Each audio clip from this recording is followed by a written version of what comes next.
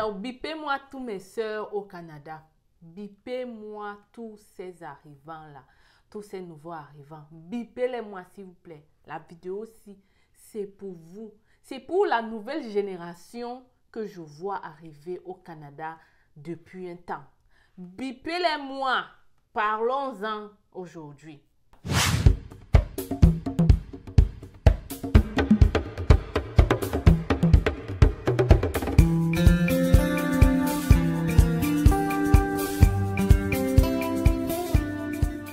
Alors les amis, moi je regarde la nouvelle génération qui atterrit au Canada et j'ai peur en fait de ce qui va leur arriver. En fait, ils sont complètement différents de nous. C'est-à-dire, quand je regarde la génération de 2014 versus la génération d'aujourd'hui, on comprend clairement que dans quelques années, il y aura un problème ou bientôt, il y aura un problème. Pourquoi je dis ça? Surtout les nouvelles étudiantes là, tu vois, les nouveaux, les jeunes là, c'est-à-dire jusqu'à 25 ans là, franchement, on dirait que leur vie au Canada, on va dire que ça leur surprend, ou je ne sais pas où on les a enlevés du portail. Mais ce qu'on voit actuellement dans les réseaux, franchement pour moi, ça fait peur, ça fait peur. Cette génération-là, parfois quand j'arrive quelque part, ok? Quand je m'assois quelque part, je regarde les nouveaux arrivants. Quand tu les regardes, surtout les étudiants, hein, les étudiants surtout, les jeunes là, tu vois, les jeunes. Tu vas regarder leurs vêtements. Tu vas dire que, wow, en tout cas, moi, à ton époque là, quand j'étais arrivée comme étudiante, je n'étais pas comme ça. Hein? Comment est-ce que vous faites pour avoir autant d'argent? Comment est-ce que vous faites pour avoir autant d'argent? Ce sont eux dans les bars qui flambent là, les champagnes comme ça là. Comme ça là. Tu arrives là, tu t'assois pour boire ton petit verre. Tu vois une génération de nouvelles arrivants là, les étudiants là, mon ami. Ils te claquent 4 bouteilles de champagne, 3 bouteilles. Les chillings, les fêtes, les...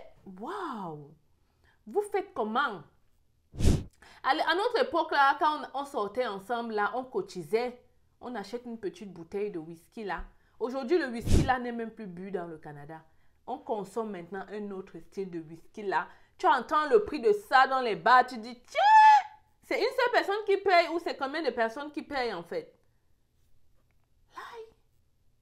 Et après, tu vas voir, ce sont eux qui sont sur les réseaux partout. Partout dans les réseaux, à n'importe quelle heure. Vous étudiez quand? S'il vous plaît, vous étudiez quand? Vous étudiez quand? Vous travaillez même quand? À notre époque, on n'avait même pas le temps. Moi, par exemple, quand j'étais étudiante au Canada, je sortais de lundi à lundi. J'étais dehors tous les jours. Lundi à vendredi, j'étais à l'école. Samedi, dimanche, j'étais au travail. Mais tu vas voir, les gens là sont là la nuit sur TikTok. Ils sont là le matin. Ils sont là dans l'après-midi. Vous faites ça comment, pardon? Expliquez-moi un peu le mouvement. Ça se passe comment? Expliquez-moi un peu le mouvement ou bien peut-être j'ai vieilli. Maybe. Peut-être c'est la vieillesse. Moi, je me dis que moi, j'ai envie de comprendre votre système. C'est correct si vous avez l'argent, si papa a l'argent, si franchement, on vous donne autant d'argent. Mais dans ce vibe-là, je pense qu'il y en a beaucoup qui vont aussi se perdre. Parce que vous savez qu'il y a toujours des suiveurs. Il y a toujours des personnes qui suivent. Et en vous suivant, ils partent faire même n'importe quoi. Ils partent faire n'importe quoi. C'est comme ça qu'on les arrête ici depuis un temps partout au Canada. Ils partent faire n'importe quoi. Il y a aussi cette génération de suiveurs-là que eux, ils n'ont pas les mêmes capacités financières. Mais ils se mettent à faire des choses de grands. Alors que ils oublient que c'est papa et maman qui sont en train de souffrir, de cotiser, peut-être même c'est toute la famille. Ils arrivent ici, là, avant d'arriver, ils avaient la rage. Ils avaient la rancune de travailler, ils avaient la rancune de faire des choses. Ils arrivent ici, ils entrent dans la gang, ils commencent à faire n'importe quoi au point de ne même pas étudier, d'avoir des échecs. Laissez-moi vous rappeler qu'au Canada, dans un collège, un cégep, une école de formation, quand tu accumules les retards, les échecs, laisse-moi te dire que même pour renouveler ton permis d'études, là, on va te refuser ça. Laisse-moi même te dire que l'école va te renvoyer. Au Canada, c'est comme ça, l'école te renvoie. Trop d'absence, trop d'échecs, on t'exclut du programme sans te demander pourquoi, du comment. Surtout si tu n'as pas d'explication valable. Tu viens d'arriver au Canada ou encore tu viens d'avoir ton visa et tu prévois voyager pour le Canada. Tu te poses plein de questions sur le Canada. D'ailleurs, tu ne sais même pas comment tu vas faire pour trouver ton premier boulot ou encore tu ne sais même pas qu'est-ce qui fonctionne dans ce pays, quelles sont les erreurs, qu'est-ce qu'il faudrait faire ou ne faudrait pas faire. Arrêtez d'écouter, n'est-ce pas, les gens du Canada, parfois même ceux que vous ne connaissez pas, ceux qui sont arrivés il y a juste quelques mois comme vous, qui sont encore en train d'apprendre de leurs erreurs. Moi, je te propose ici un coaching en ligne privé avec moi. Tu te demandes, je suis qui? Je suis Stell Diffard, je vis au Québec depuis 10 ans. Je suis arrivée comme immigrante comme toi, aujourd'hui citoyenne canadienne. Je suis passée par beaucoup d'étapes, beaucoup de difficultés, beaucoup de problèmes et j'ai vu beaucoup de problèmes, beaucoup de gens passer par ces mêmes problèmes ou plein d'autres choses. Moi, j'ai envie dans quelques années d'avoir une communauté de nouveaux arrivants bâtisseurs, une communauté de nouveaux arrivants entrepreneurs parce que moi aussi je suis entrepreneur, j'investis beaucoup dans l'immobilier au Canada. J'ai envie de te voir réussir, j'ai envie de te voir réussir dans ton insertion professionnelle parce que je vois beaucoup de personnes faire l'erreur de se jeter dans les formations rapides ou d'aller faire des petits jobs, soit disant le Canada c'est comme ça. À travers ce coaching en ligne, je te propose quelque chose de différent. Je te propose quelque chose de concret et surtout, je te propose mon expérience, mes compétences, mon vécu et tout ce qui va avec. Ne manque pas cette première vague de ce coaching extraordinaire que nous allons lancer dans quelques semaines. En tout cas, les premiers participants viendront témoigner et j'espère pour toi, n'est-ce pas, que tu ne regretteras pas. En tout cas, si tu veux participer à ce coaching, je laisse mon email, je laisse mon numéro. Et je t'attends derrière mon téléphone. Ça va être du lourd. Vous le savez, je ne fais jamais dans la dentelle. L'événement qu'on a organisé le 21 décembre a eu un succès total et juste les commentaires de quelques participants en disent long. Ces partenaires seront toujours avec nous lors de ce coaching. L'objectif, je vous l'ai dit, 2025, c'est pour les nouveaux arrivants. Je veux vous voir réussir, je veux vous voir atteindre votre summum, je veux surtout vous voir réaliser ce pourquoi vous avez décidé de laisser votre famille pour immigrer dans un nouveau pays. Arrêtons de faire les mêmes erreurs. Suivons. Je t'attends derrière mon email. Je suis tellement excitée de commencer cette aventure avec toi. On se voit là-bas, n'est-ce pas? Donc, avant de t'aventurer, d'aller faire des choses qui ne vont rien t'apporter là, en oubliant même l'essentiel, parce que quelqu'un qui fait ces choses-là et qui continue à faire ce pourquoi il a voyagé, c'est même encore correct. Mais toi, tu es là, tu te perds dans le système. C'est toi qui sors alors que tu sais que tu n'as pas d'argent et après, chaque fin du mois, tu fatigues les oreilles de tes parents au pays. Il manque un peu, les parents attrapent l'AVC, le stress de ça. Parce qu'eux, ils ne sont pas au Canada, ils ne connaissent pas la vérité. L'enfant invente les factures, il invente les choses tous les jours. Les parents sont à bout. Pendant que tu vis la belle vie, la belle vie. C'est comment? Tu ne peux pas t'abstenir un tout petit peu et vivre ça plus tard? Est-ce que tu as mesuré les conséquences et même l'argent que ton père a déjà dépensé? Moi, je vois les enfants au Canada. Les parents m'appellent, mon enfant a échoué la première session. Comment? How? De quelle façon l'enfant peut se permettre d'échouer une session avec autant de dépenses qu'on fait? Qu'est-ce qui peut faire que tu échoues une session? L'école au Canada est pourtant facile. L'école est pourtant facile. Qu'est-ce qui peut te faire échouer une session si ce n'est pas l'absentéisme et la non-concentration? Franchement, parfois, les parents, arrêtez de tout croire ce que les enfants vous disent parce qu'ils sont loin de vous. Appelez les autres, regardez même sur Internet, tapez même sur Internet pour avoir la bonne information. Comme ça, quand l'enfant là va vous dire, ah, vous lui dites que non, c'est pas ça. C'est pas ça. Apprenez à recadrer vos enfants, même s'ils sont loin. Apprenez à les appeler, même à les heures. Demandez que tu es où? Tu es où? Tu fais quoi? C'est pas parce qu'on a laissé immigrer qu'on va dire que bon, on peut laisser faire. Ouais, je ne veux pas être le papa qui... Non, surveille ton enfant, encore les petits enfants qu'on envoie là. Surveille-le, surveille, même s'il te trouve le papa le plus chiant, il n'y a pas de problème. Et si par la même occasion, tu as quelqu'un au Canada que tu peux de temps en temps demander d'appeler, de venir voir même comment ça se passe sa vie, sa chambre, et même aller à l'école pour... Fais-le, ce sont les millions, c'est ton argent. C'est ton argent. Au moins, s'il va savoir que papa, si je fais ça, papa sera toujours prêt. Papa va savoir. Ne laisse pas les choses que non, il est déjà là-bas, je n'ai pas le choix, je ne peux que... Non, non, reste le père. Reste le père que tu étais quand il était à côté de toi. Le laisser aller qu'on laisse aux enfants parce qu'ils ont immigré là, on peut toujours mettre quand même une petite barrière. Beaucoup d'enfants se perdent au Canada avec ce laisser aller là. Parce que au pays là, l'enfant était toujours à côté de toi. Il avait peur. Il ne faisait pas n'importe quoi. Dès qu'il sait qu'il va voyager, bim! C'est là où tu découvres vraiment si tu as donné une bonne éducation à l'enfant là ou si c'était juste la peur. C'est là que tu vas savoir si c'était juste la peur ou si vraiment tu as éduqué l'enfant là comme il fallait. Donc, franchement, chers jeunes là, les jeunes là, oui, chers jeunes, les étudiants là, votre génération, tu vois les jeunes filles ici là, elles mettent les Brésiliens à 400, 500 dollars. Hé, maman, à mon époque là, en tout cas, moi, je ne venais pas d'une famille riche, maman, mais je vois les gens qui ne viennent pas d'une famille riche aussi faire ça. C'est ça que je ne comprends pas. Moi, je ne venais pas d'une famille riche.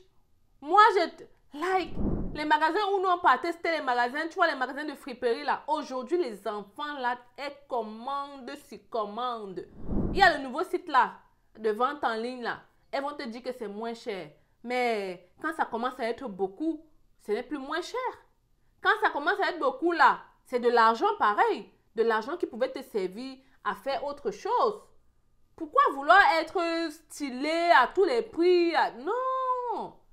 Ouais, tu peux attendre. Tu pourras faire ça après. S'il vous plaît. Ayez pitié de vos parents. Ayez pitié de leur souffrance. Il n'y a aucune raison que tu puisses avoir un échec dans un pays comme le Canada alors que ton père te donne tout. Ayez pitié. Prenez les bonnes décisions. N'allez pas vous acheter les grosses voitures rapidement. N'allez pas prendre les gros téléphones. Ayez pitié de vos parents. C'est dur. C'est dur. Au lieu de prendre le iPhone qui coûte, la facture va venir à 200 dollars. Prends le petit téléphone, tu sais que ton père va payer 50. Où est le problème? Ayez pitié d'eux. Comme ça, je ne comprends pas. Tu vois les enfants ici, tu regardes leur style de vie. Mais si on te montre leur maison au pays, où tu vas te dire que mais l'enfant, il est normal, il est encore correct. Qu'est-ce qui se passe? Tout ça parce qu'il veut faire comme les autres. Il veut aussi être bien. Non, non, non. Toute chose a un temps. Supporte aujourd'hui. Et demain, tu seras bien pareil. Supporte aujourd'hui. Épargne ton argent. Même si les enfants riches là, même si papa te donne beaucoup aujourd'hui, tu ne sais pas ce qui peut arriver demain. Épargne l'argent là. Même si papa t'envoie beaucoup d'argent, garde quelque part. À la fin de l'année, dis-lui que voilà ce que j'ai fait. Voilà un projet que j'ai fait au pays ou voilà même l'épargne que j'ai fait. Ou garde cet argent quand tu vas finir l'école, il n'y aura plus personne pour te donner l'argent. Quand tu finis l'école là, c'est souvent dur. Hein? Donc, si tu as épargné pendant tes études, c'est encore mieux. Tu pourras utiliser maintenant cet argent là pour bâtir quelque chose, pour créer. N'attends pas quand tu vas travailler. Même avec l'argent, si tu en as beaucoup, si les parents t'en donnent beaucoup, épargne. Épargne. Arrêtez un peu ce style de vie là. Vous voulez me frustrer qui? Vous voulez frustrer qui? Vous voulez frustrer qui? Tu peux t'asseoir dans un bar, tu veux toi prendre ton verre, tranquille, tu regardes les enfants, tu dis que, hé, maman, excusez-moi venu accompagner les gens ici là. Vous voulez frustrer qui? Vous voulez frustrer qui? Quand vous finissez de flamber là, ça vous donne quoi? Après, ça vous donne quoi? On vous oublie. Les gens qui flambent avec vous, ils vous utilisent. Ils vous utilisent. Après, c'est terminé. Quand vous allez tomber, il n'y aura plus personne à côté de vous. Vous allez être seul devant votre réalité. Donc, prenez les bonnes décisions maintenant. Je ne sais pas. Utilise même plutôt Internet que tu fais là pour montrer. Utilise ça même pour te chercher de l'argent. Utilise ça pour te chercher de l'argent. Par la même occasion, tous ceux qui sont au Canada qui pleurent, qui n'ont pas l'argent là, que le Canada est dur, il n'y a pas de travail, utilise Internet pour créer du contenu qui va t'aider plus tard. Utilise Internet pour créer du contenu. De nos jours, les gens sont milliardaires avec la création de contenu avec YouTube. Seulement YouTube. Il y a des gens qui vendent leurs services, qui vendent leurs produits. Si tu sens que tu aimes les caméras, tu aimes ça montrer, montre au moins quelque chose qui va t'apporter de l'argent ou bien qui va créer de la valeur aux autres qui te regardent. Ne montre pas juste parce que tu as acheté le nouveau sac Michael Kors, le nouveau ceci, une nouvelle tenue. Non, fais autre chose. Ne montre pas juste comment tu pars dans le restaurant si aujourd'hui, demain dans l'autre restaurant. Hein? Oh! Montre quelque chose d'important. Génération Y ou ces Z là. Qu'est-ce qui ne va pas en fait? Qu'est-ce qui ne va pas? Qu'est-ce qui ne va pas? Vous êtes là à la fin du mois, après vous stressez les parents. Oh, je n'ai plus rien, je n'ai plus rien. Dès qu'on t'envoie un peu d'argent, tu fais n'importe quoi. Il y a les enfants ici qu'on envoie l'argent au début d'année. Au milieu de l'année, il n'y a plus rien. Tu as fait quoi avec? Incapable de te dire quelque chose de concret. Incapable de te dire quelque chose de concret. Et c'est comme ça qu'il commence à prendre goût. Même quand papa ne pourra plus donner, il va aller faire n'importe quoi pour avoir beaucoup d'argent rapide. Hein? Vous êtes là, vous faites les choses comme ça, c'est pour attirer quoi? Après, quand les filles vont venir pour ça, vous allez dire que les filles au Canada sont matérialistes? Non? C'est ce que tu lui as montré. C'est pour ça qu'elle est venue vers toi, donc continue. Après, vous allez dire qu'on est matérialiste, on est ceci, on est cela, on est cela, on est ceci. Pardon, les enfants là, les jeunes là, s'il vous plaît, réveillez-vous. N'oubliez pas pourquoi vous avez immigré. N'oubliez pas la rage que vous aviez lorsque vous avez eu votre visa. N'oubliez pas toutes les promesses que vous avez faites à vos parents. N'oubliez pas toute la souffrance. La souffrance de vos parents doit vous faire réfléchir quand vous dépensez le moindre $1. Continuez de convertir ça, si ça peut vous aider à mieux structurer vos dépenses. Convertir. Moi, je vois fois les gens, j'ai acheté une voiture à $10,000. Moi, je t'appelle seulement, je te dis, mon cher, s'il te plaît, convertis un peu l'argent là. Ça fait combien? Au pays là, tu ne vois. Toi-même, je vois quelqu'un me dire, j'ai acheté le sac à $200, maman, converti. Ça fait combien? Tu pouvais... mais attends, voyons donc. Anyway, les amis, je viens en paix, s'il vous plaît. Moi, je vous donne mon conseil. J'ai vu des gens comme toi, étudiants, économiser, épargner. Et à la fin de leurs études, ils ont fait des projets concrets. Ils ont même acheté des maisons. Dès qu'ils ont eu leur résidence, ils avaient déjà leur mise de fonds. Il n'y a pas meilleur moyen d'épargner que quand on est étudiant. Parce que quand on est étudiant, on ne te dérange pas au pays. On te donne même beaucoup d'argent. Ce que tu travailles, tu peux facilement garder. N'est-ce pas? Donc, vraiment, il n'y a pas meilleur moyen d'épargner que lorsqu'on est étudiant. Je te le dis. Épargne maintenant.